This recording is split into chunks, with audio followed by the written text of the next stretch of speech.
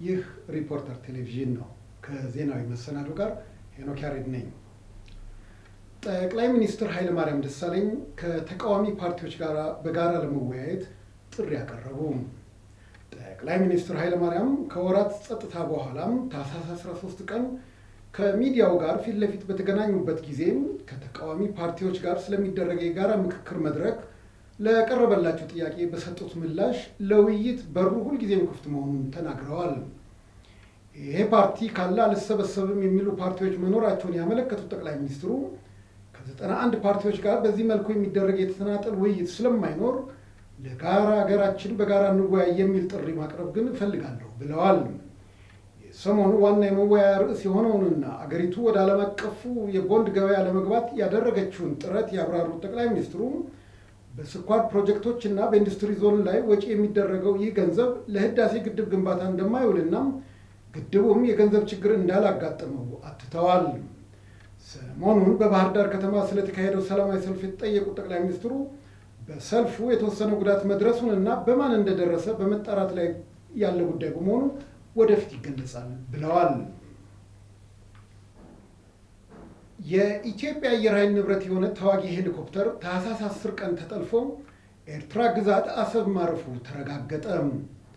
መከላከያ ሚኒስቴር ታህሳስ 13 ባወጣው መግለጫ ተዋጊ ሄሊኮፕተሩን ዋናው አብራሪ ይዞ ወደ ኤርትራ መኮብለሉንና ቴክኒሻኑንና ረዳት አብራሪውን በማስገደድ ኤርትራ ማሳረፉን አስታውቋል። ዋናው አብራሪ ሻምበል ሳሙኤል ግዳይ ከረዳት አብራሪው መቶ አለቃ ቢልልኝ ደሳለኝና የበረራ ቴክኒሻን ጸጋ ብርሃን ግዳይ ጋር በኤምአይ 35 ተዋጊ ሄሊኮፕተር የዘወትር የልምምድ በረራ ለማድረግ ከጧቱ 2 ሰዓት ከ35 ድሬዳዋ ከሚገኘው የአየር ኃይል ቤዝ እንደተነሱ ለመረዳት ተችሏል።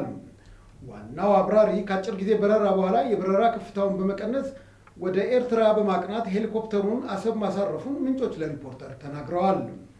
የኢትዮጵያ አየር ኃይልን ለ12 ዓመታት ካገለገለው ሻምበል ሳሙኤል ጋር አብሮ የሰለጠኑና የሰሩ የሥራ ባልደረቦቹ ለሪፖርተር እንደገለጹት ግለሰቡ መልካም ባህሪ ያለውና በፖለቲካ አቋሙ ገለልተኛ የሚባል ሲሆን በድርጊቱ ግራ መጋባታቸውን ተናግረዋል።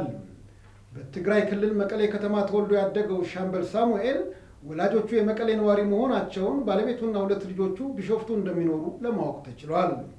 የኤርትራ መንግስት ስለተጠለፈው ኤምአይ 35 ሄሊኮፕተር ምንም አይነት መግለጫም እስከ ታህሳስ 14 ቀን ምሽት ድረስ አልሰጠም።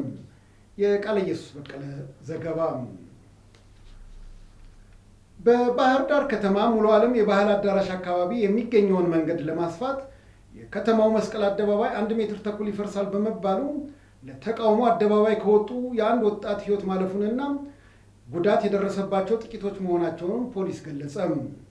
የባህር ዳር ፖሊስ ሰሞኑን ለመንግስት የመገናኛ ተቋማት እንደገለጸው አንድ ወጣት በደረሰበት ጉዳት በሕክምና ሲረዳ ቆይቶ ህይወቱ ማለፉንና በዚህም ሀዘን እንደተሰማው ቢገልጽም ሞተ የተባለው ወጣት በጥይት ተመቶ ይሁን አይሁን አልተገለጸም።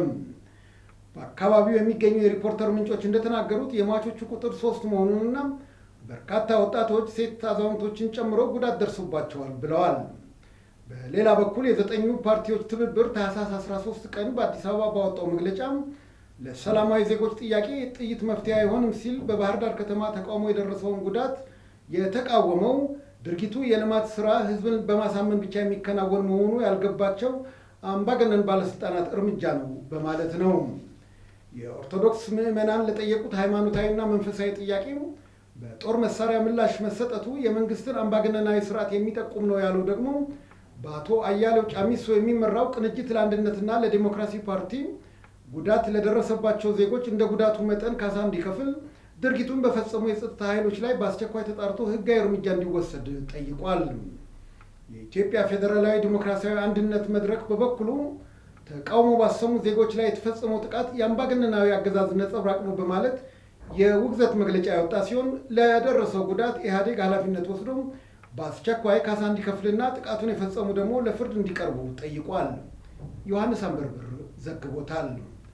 የተከበራችሁ ተመልካቾቻችን ዜናዊ መሰናዶ አበቃም። ተጨማሪ ዜናዎች ከድረገጻችን ማግኘት ይቻላል። ሰናይ ጊዜ። ክብረት ይስጥልኝ።